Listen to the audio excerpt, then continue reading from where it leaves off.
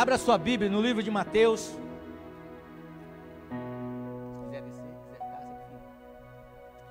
Livro de Mateus, capítulo de número 17, e o verso de número 14. Mateus 17, 14.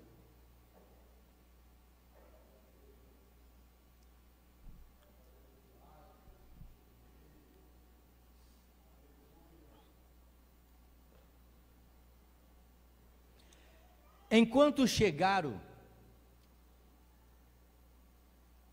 para junto da multidão, aproximou-se dele, de Jesus, um homem que se ajoelhou e disse: Senhor, compadece-te do meu filho, porque é lunático e sofre muito.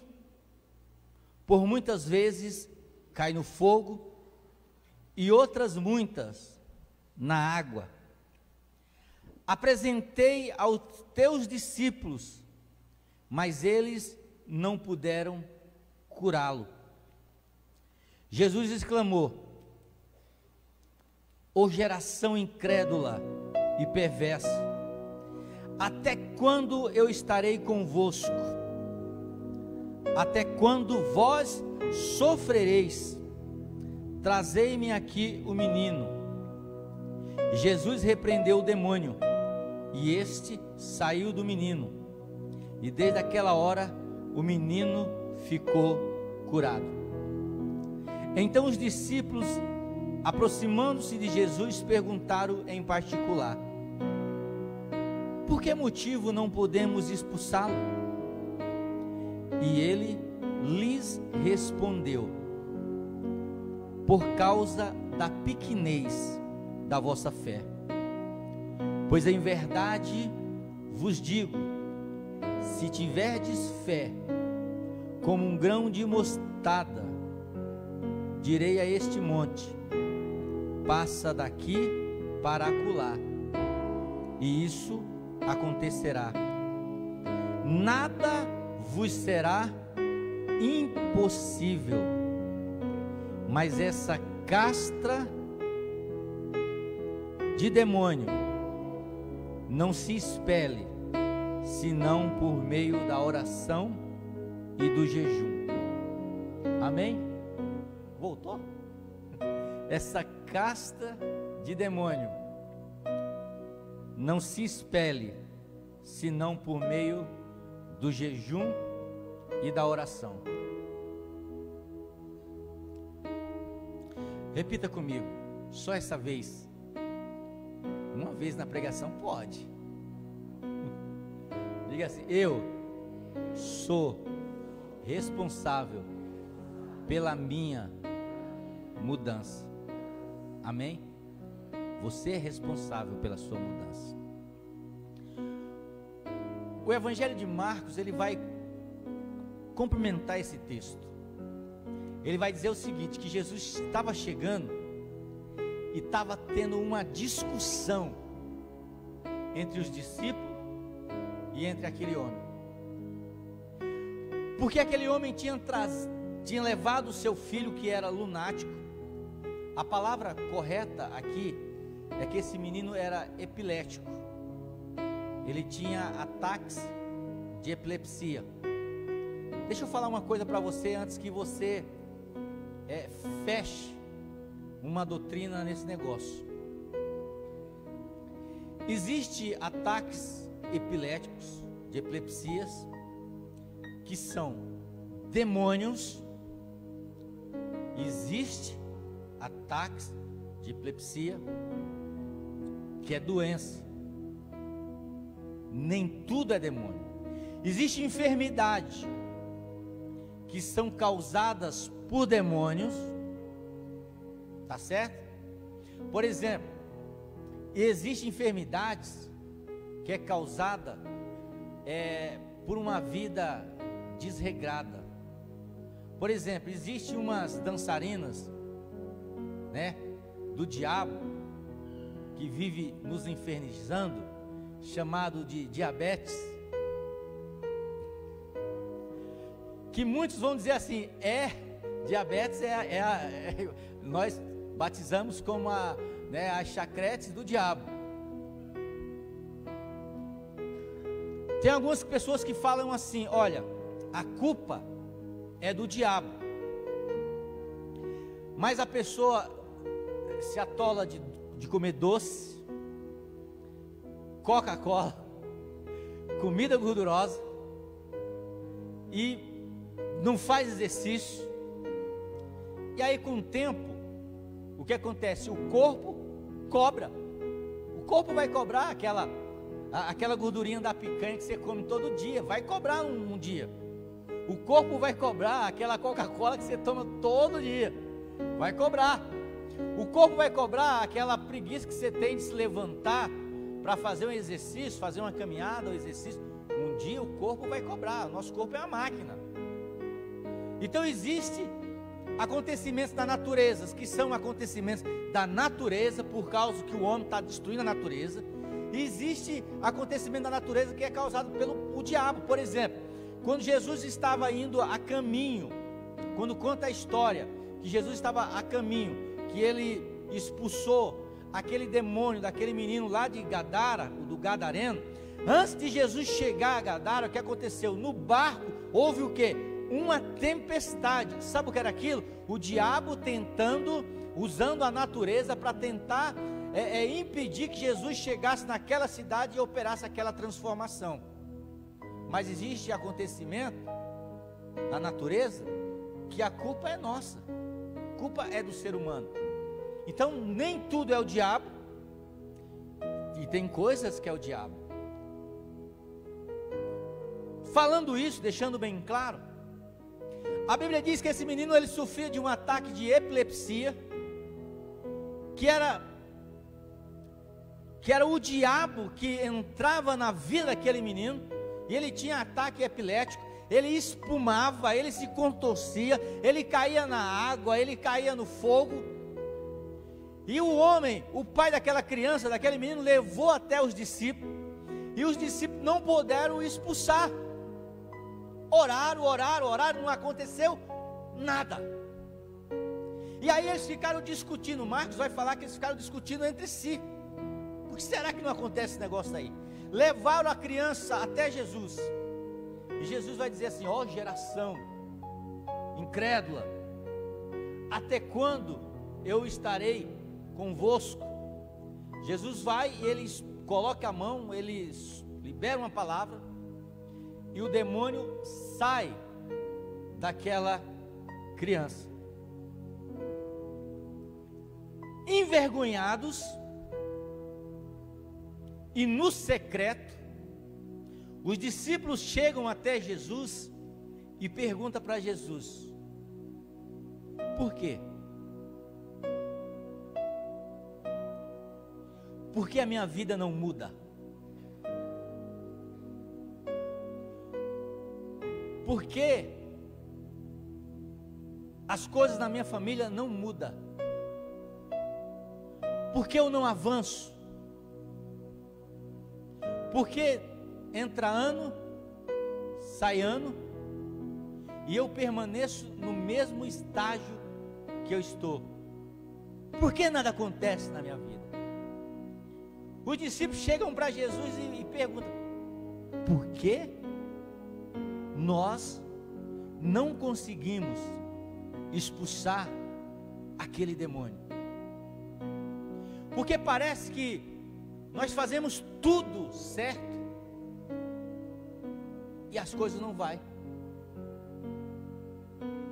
Porque a Bíblia diz que a nossa luta, Efésios capítulo 6, verso 10 ou 11, que a nossa luta não é contra a carne, nem contra o sangue. A nossa luta é contra principados, potestades, dominadores desse mundo tenebroso. Existe um reino maligno, diabólico, que trabalha de uma maneira organizada para destruir a nossa vida. E aí você pergunta, por que que não avança? Exatamente porque nós estamos lutando muitas vezes com as nossas armas naturais, carnais. Mas a Bíblia diz que as armas da nossa milícia, da nossa luta, elas não são carnais, mas são espirituais e poderosas no Senhor. Então por que os discípulos perguntam para Jesus, por que nós não conseguimos expulsar? Passamos vergonha. Porque você imagina só, Pedro chega lá, sai, e o diabo não sai, não sai. Já teve esse negócio, já teve essa lutinha besta com o diabo, né? Você precisa exercer a sua autoridade, sai, não sai, eu vi uma vez, sai, não sai, então não sai, o diabo sai enganado. Aí não consegue, aí vem João, coloca a mão, não sai. Vem André, coloca a mão, não sai. Vem Judas, o diabo fala assim, nem vem, porque eu falo da oferta. Aí ele, eu não vou não. Todo mundo passa vergonha. E aí chega todo mundo com a carinha assim, lisa, perto de Jesus. Senhor, por quê que nós passamos vergonha? Por que que nós somos crentes, salvos em Jesus Cristo, purificado, santificado, batizado com o Espírito Santo, e vivemos uma vida muitas vezes pior do que aqueles que não têm Jesus? Por quê?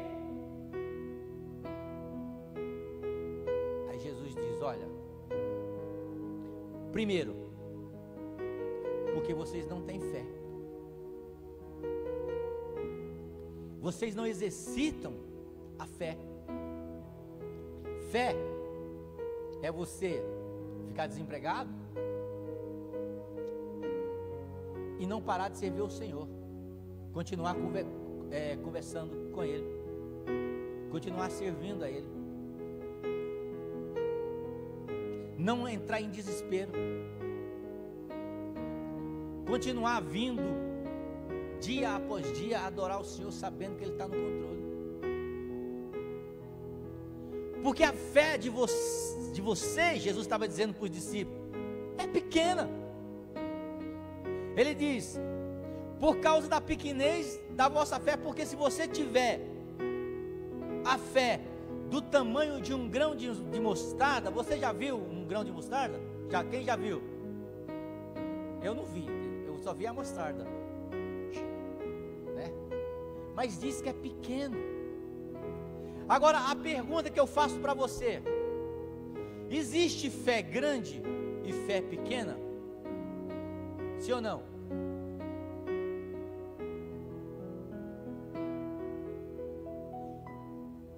Qual é o aparelho que mediremos o tamanho da fé de uma pessoa? Não existe fé pequena, nem fé grande. Existe fé, fé é fé. Agora, a maneira do qual você exerce essa fé é diferente. Ela se torna pequena ou grande na nossa vida, porque a palavra de Deus vai dizer, se eu não me engano, lá no livro de João ou de Pedro, nas cartas de Pedro, que uma fé que uma vez só foi dada aos santos. Ou seja, quando você aceitou Jesus Cristo como Salvador da sua vida, o Espírito Santo veio ali e colocou a mesma medida de fé dentro de você que colocou dentro de mim.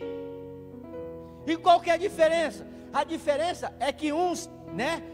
Imagina assim, uma história, vou tentar criar uma história agora. Imagina um pai que tem 2 filhos, e de repente, eles meninos estão brincando à noite, e na casa do pai, e ali ele tem um porão, onde tem uma escada que desce, e eles estão jogando bola. De repente um joga a bola para o outro, a bola passa e cai lá no porão. Eles está tudo escuro, não tem luz, né?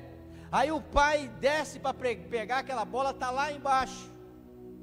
Aí um dos meninos diz: pai, você está aí? Estou aqui. Mas eu não estou te vendo. Aí ele diz: não, pode pular, que eu te seguro aqui. Tem um que vai olhar aquela escuridão e vai dizer: eu vou pular ali. Tem outro que nem pensa, já se joga. Por quê? Porque ele acreditou que o pai vai segurar. Então a fé é exatamente isso. A fé grande é aquela fé aonde você se joga nas promessas de Deus, sabendo que Ele é poderoso para te segurar e cumprir cada um delas. Então tem uns que não conseguem, tem alguns que não conseguem caminhar pela fé. Ele acredita, ele serve a Deus, ele acredita em Deus, enquanto ele estiver trabalhando, que ele passar todo dia 30 ou dia 5, o cartão dele lá no banco, e tiver depositado lá o dinheiro da firma, ele acredita que Deus proveu, mas no dia que ele ficar desempregado, ele fica desesperado. Por quê? Porque ele não, a fé dele é uma fé racional, é uma fé onde ele precisa ter algo concreto para ele crer. Mas deixa eu dizer uma coisa para você: uma fé grande é aquela que crê sem ver, porque aqueles que crê vendo, isso não é fé. Fé é aqueles que crê sem ver. É a fé de Abraão. Então Jesus diz, a primeira coisa que ele diz: olha, vocês não expulsaram, por quê? Porque vocês não tiveram fé. Não tiveram fé. De chegar e dizer assim: olha, Satanás, durante 2018, você bagunçou a minha vida, você me deixou viciado na pornografia, todo ano, eu tentei parar de fumar e eu não consegui, você me ajudou nisso, tentei de parar de beber e não consegui, você ajudou nisso.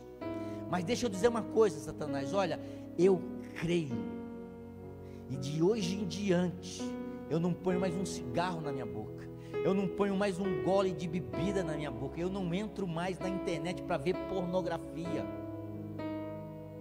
Daquele momento, a palavra foi liberada, e você vai caminhar sobre aquela palavra. Quando vinha o vício, você fala: não, eu estou caminhando na fé. Quando vir a vontade de ver pornografia, não, eu estou caminhando na fé.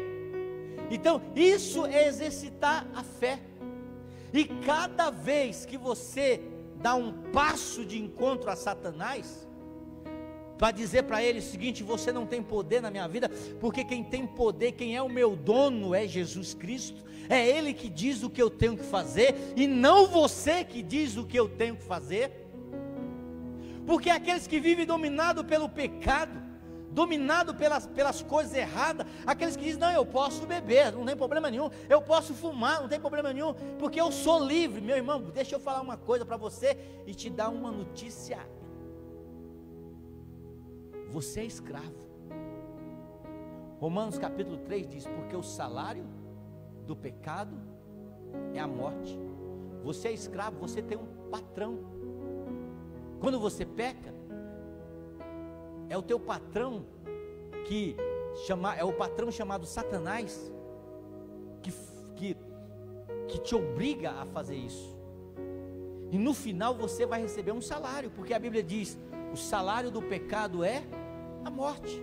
Mas a Bíblia também diz: o dom gratuito de Deus é a vida eterna. Então, para você servir a Satanás pecando, você tem que fazer algo. Para Jesus é diferente. Você não faz nada, porque Ele te deu de graça. Essa visão de andar pela fé é de graça. Então ele diz: olha, primeiro, por causa da pequenez da vossa fé. E aí ele continua: por causa da pequenez da vossa fé, verso 20. Pois em verdade vos digo, se você tiver fé como um grão de mostarda. Por que ele diz uma fé como um grão de mostarda? Por quê? Porque o grão de mostarda é uma semente pequena, mas quando você lança ele na terra, e você cobre, e você começa a irrigar, o que acontece? Dá uma árvore grande, que Jesus disse que dá para colocar as aves do céu.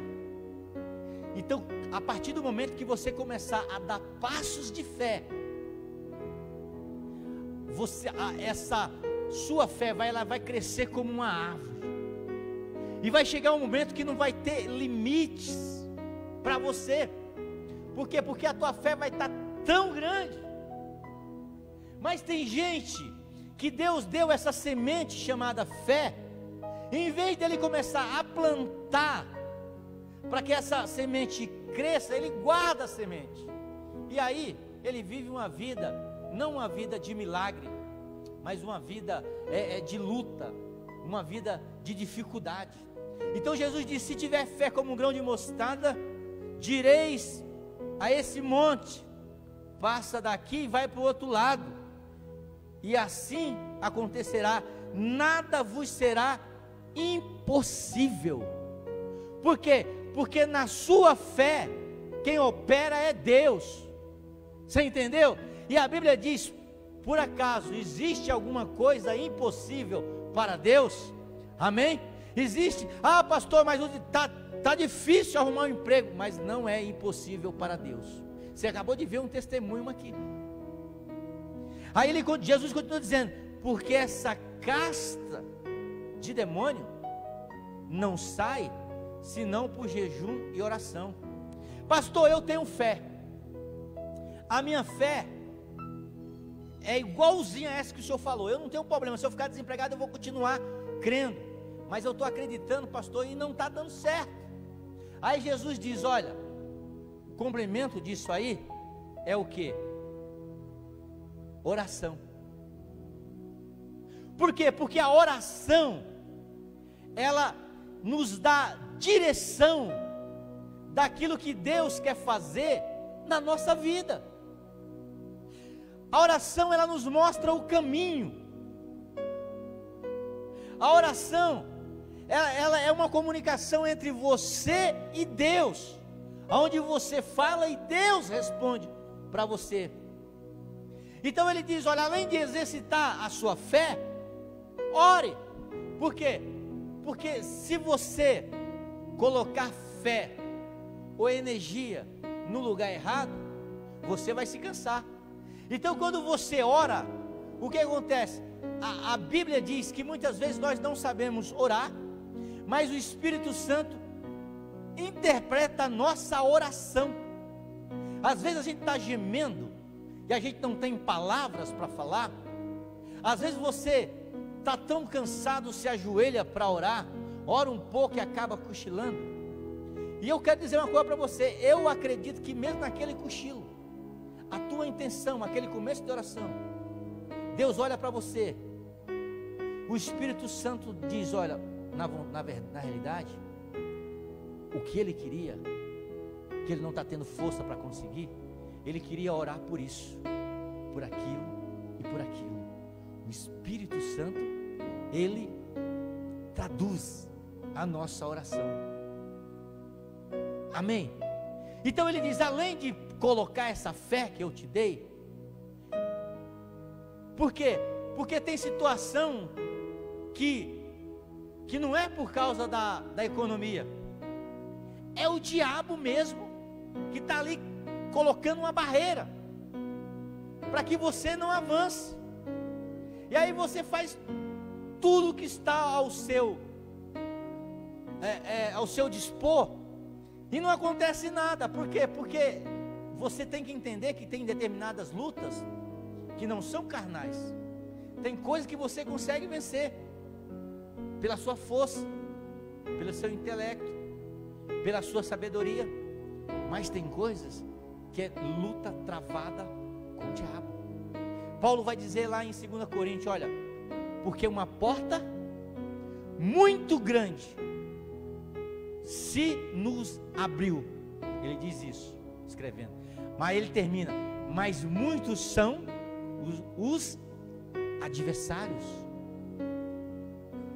Uma porta muito grande vos se abriu, mas muitos são os adversários. Então deixa eu falar, A tua porta talvez já esteja aberta, mas talvez o adversário, Satanás, está ali tentando te pedir, tentando te levar para uma direção diferente, e a oração, ela te coloca na direção correta. A oração, ela te coloca na vontade de Deus, no caminho de Deus. Você vê que quando você começa a ler a peregrinação do povo de Deus no deserto, toda vez que o povo estava perdido, sabe o que acontecia? Moisés orava e Deus dava direção. Não tem pão, Moisés orava, Deus dava direção, vou mandar pão. Não tem água, Moisés orava e Deus falou, vai sair água da rocha. Tem água, mas é amarga. Moisés orava e Deus dizia, mete o cajado na água, joga umas plantas lá dentro que a água vai ficar boa para se beber. Então quando a gente conversa com Deus, Deus vai dando a direção. Mas sabe o que acontece na nossa vida? A dificuldade vem e o diabo sabe disso, né? Que muitas pessoas no meio da dificuldade vai desanimar, ele não vai querer nem orar.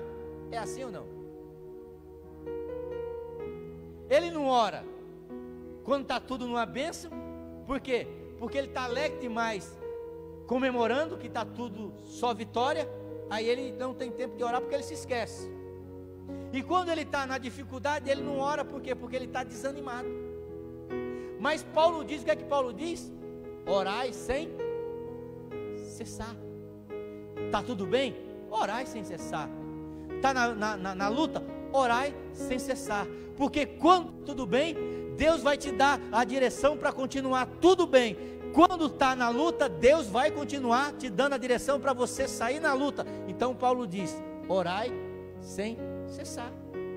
Então, é uma arma poderosa. Primeiro, a oração. Jesus diz a fé, mas essa fé tem que ser irrigada com oração. Qual que é a água? Né? Quando você pega a semente de mostarda e você coloca no solo, cava uma cova ali, coloca no solo, e você enterra. Se você só deixar lá e não irrigar aquele negócio lá, o que é que vai acontecer? Ela vai morrer. Não choveu, você não irrigou, vai morrer. Agora, você colocou no solo, começa a irrigar, aquela planta vai começar o quê? A nascer. Você sabe qual que é a água? Você sabe como é que você irriga a sua fé para que o teu milagre, para que você possa avançar em 2018? Primeiro, oração. Oração é o quê? É a água que rega essa fé que Deus colocou no teu coração, porque quanto mais você ora, mais você se torna gigante diante das dificuldades. Amém? Jesus disse, primeiro, vocês não conseguiram resolver esse problema, passaram essa humilhação como crente. Por quê? Porque a fé de vocês foi pouca. E por que foi pouca? Primeiro, porque não oraram. Não oraram. E Jesus lá na frente, ou lá atrás, eu não lembro muito bem, ele vai dar deixa. Os discípulos começam a observar Jesus, porque uma das coisas que a gente aprende pela observação, né? Começa a observar alguém que fica falando mal da liderança, falando mal do pastor. Começa a observar alguém que não devolve o dízimo. Comece a observar a vida de alguém que vem na igreja de 2 em 2 meses. Comece a observar a vida dessas pessoas e ver se eles andam para frente ou andam para trás. Os discípulos começaram a observar a vida de Jesus. Jesus orava, a tempestade parava. Jesus orava e os demônios saíam. Jesus orava e as pessoas eram curadas. Jesus orava e havia multiplicação de pão e de peixe. E eles começaram a orar, a observar Jesus. E sempre eles observavam que Jesus de vez em quando dava um perdido neles lá e entrava ali, ó, no Getsemane, num lugarzinho secreto para orar. E a Bíblia vai contar que certo dia Jesus está saindo desse lugar secreto da oração. E eles, eureka! Um conversa com o outro lá. Eureka quer dizer, achei. Eureka! Pedro diz para João. O que você achou, Pedro? João diz: eu achei o segredo de Jesus.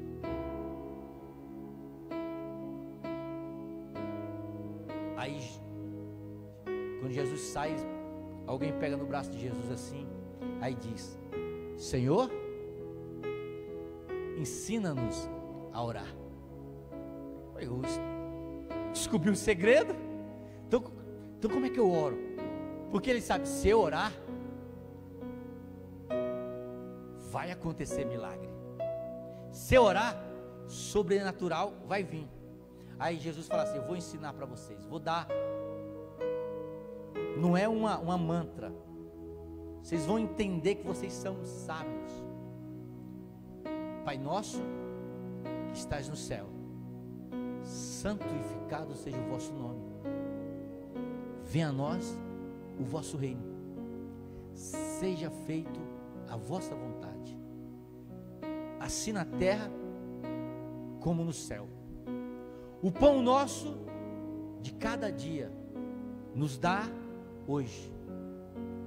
Perdoai as nossas ofensas, assim como nós perdoamos aquele que nos tem ofendido. E não nos deixeis cair em tentação, mas livrai do mal. Amém. Jesus não estava dizendo que era para eles orar desse jeito. Ele estava dizendo: quando você for orar, primeiro, um dia eu vou pregar sobre isso, sobre o Pai Nosso. Entenda que Deus é Pai, que Ele precisa ser respeitado. Perdoai as vossas ofensas. Tenha paz com o seu irmão. Perdoa seu irmão, porque se você não perdoar, a sua oração nem sobe. Entendeu? Busque, agradeça a Deus primeiro. E aí, um dia eu prego para vocês sobre isso, tá bom? E aí, Jesus ensina para eles. E eles começam o que? A exercitar. Exercitar. Quando Jesus sobe, volta para o céu, o que acontece? Pedro diz: nós precisamos de poder. Chama o povo e diz que vai uma turma para um cenáculo, um lugar como esse, orar. E quando eles oram, o Espírito Santo vem sobre a vida deles. E aí você lê o livro de Atos dos Apóstolos, você vê o que Deus faz na vida daqueles discípulos que entenderam que não é só fé, é oração. E aí Jesus diz assim: para fortalecer o negócio, que o inimigo das nossas almas está tentando barrar a nossa caminhada, você tem que orar e jejuar. Por quê? Porque essa castra de demônio que está tentando impedir você de avançar, ela não sai a não ser através de jejum e de oração. Agora, por que devemos jejuar? Primeiro, porque o jejum é uma ordem divina. No livro de Joel, no capítulo 2 e o verso 12, diz o seguinte: ainda assim, agora mesmo, diz o Senhor, convertei-vos a mim de todo o vosso coração, e isso com jejum, com choro e com pranto. Então o próprio Deus, Ele está dizendo: olha, que nós devemos jejuar. Por que você deve jejuar? Primeiro, porque é uma ordem divina. Livro de Joel, capítulo 2, verso de número 12, diz: convertei-vos a mim de todo o vosso coração, e isso com jejum, com choro e com pranto. Segundo, por que devemos jejuar? Porque é um meio de nos humilharmos diante de Deus. Tiago capítulo 4 verso 10 diz: humilhai-vos debaixo da potente mão do Senhor, e no tempo certo Ele vos exaltará. Amém? Terceiro, por que devemos jejuar? Para que, por meio do jejum, você possa obter vitória sobre os ataques e as tentações do maligno. Lucas capítulo 4 a partir do verso 1, a Bíblia diz que Jesus, quando foi batizado, ele entra no deserto e ele começa a jejuar 40 dias. E naquele jejum o diabo vem ali e vai tentando Jesus de todas as formas, e Jesus vai resistindo. Por que Jesus consegue resistir? E eu vou dizer, por que Jesus consegue resistir? Porque eu e você conseguiremos resistir o diabo.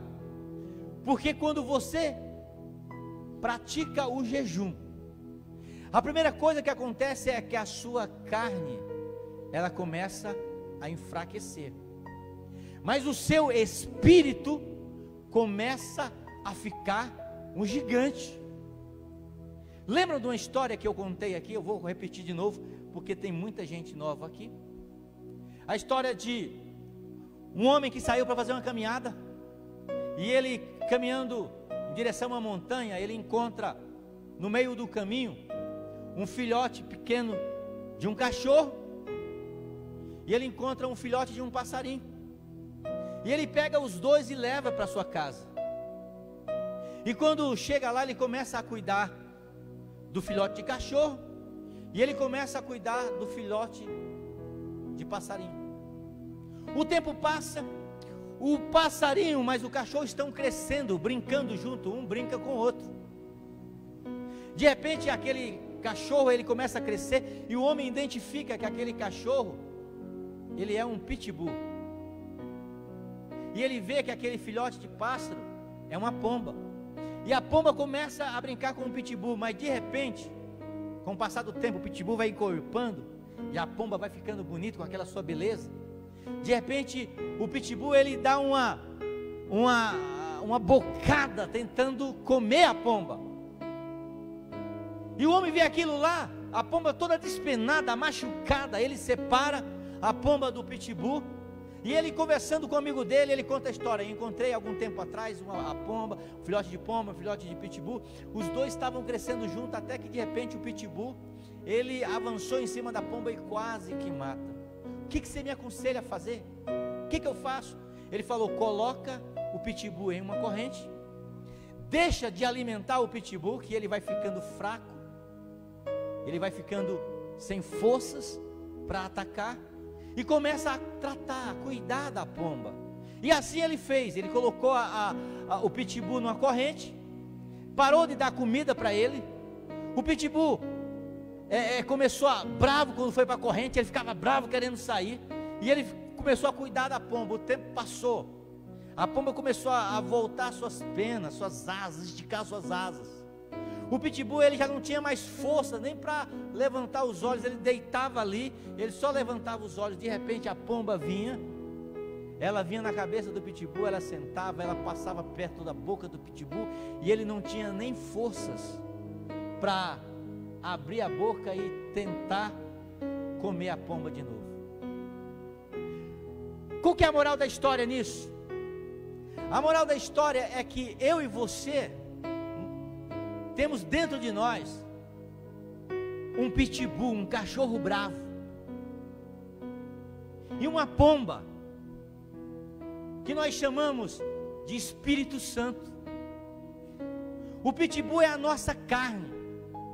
Quanto mais você alimenta a sua carne com o pecado, quanto mais você alimenta a sua carne com prostituição, com adultério, com vício, mais a sua carne vai prevalecer contra o Espírito Santo de Deus que está na sua vida. Mas através do jejum, o que você faz? Você crucifica a carne vai ficando mole, e o Espírito de Deus vai crescendo na tua vida.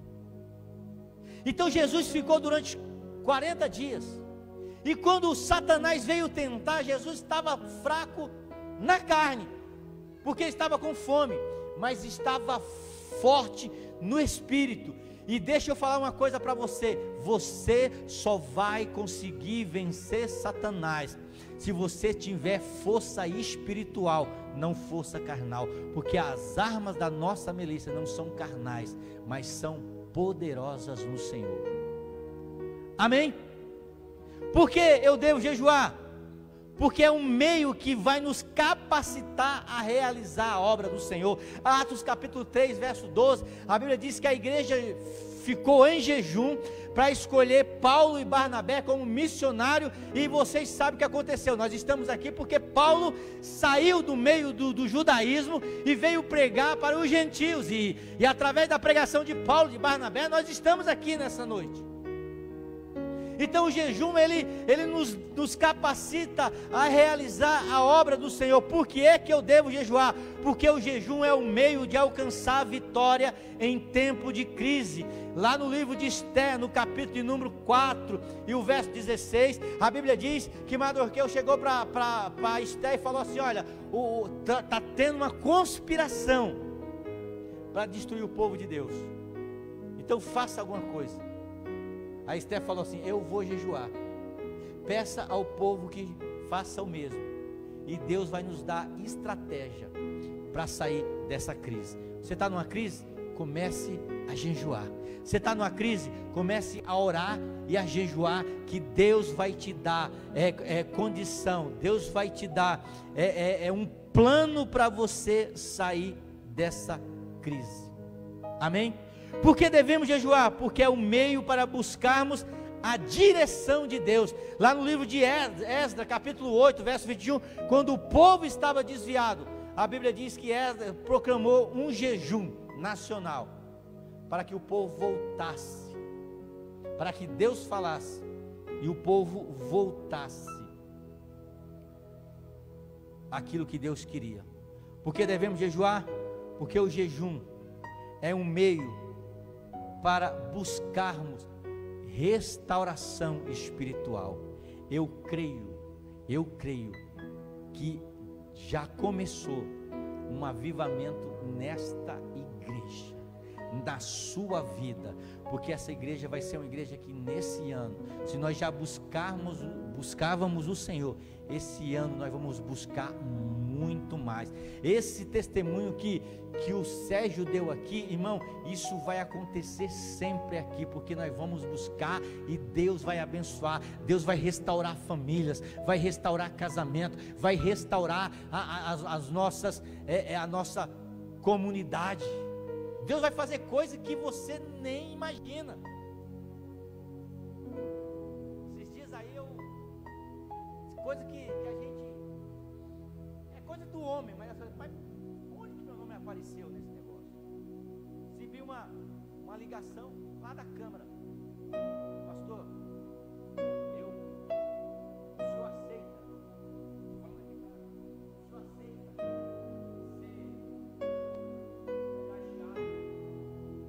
na Câmara Municipal,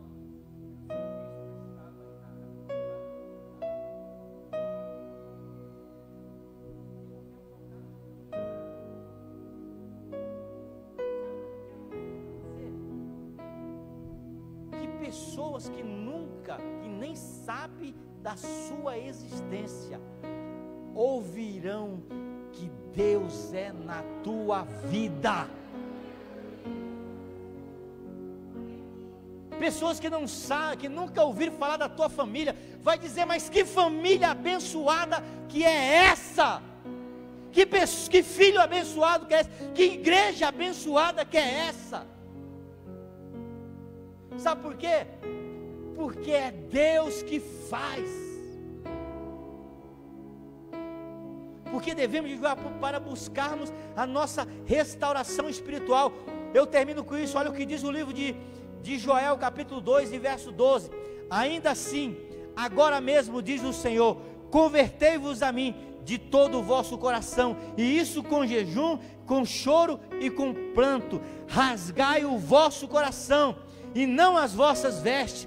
Convertei-vos ao Senhor vosso Deus, porque Ele é misericordioso, é compassível, é tardio em irar-se, é grande em bondade e se arrepende do mal. Quem sabe se não voltará e se arrependerá e deixará após si uma bênção, uma oferta de manjar, uma libação para o Senhor.